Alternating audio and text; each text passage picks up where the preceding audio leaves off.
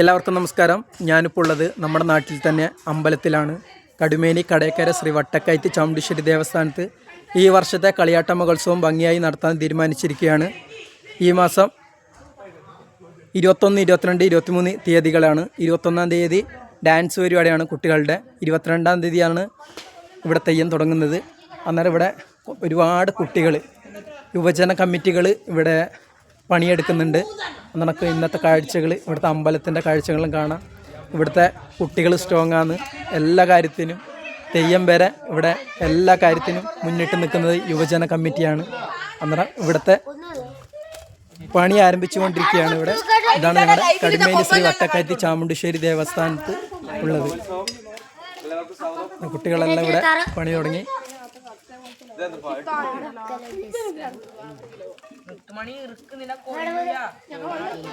കുട്ടികളെല്ലാം നല്ല സെറ്റാണ്.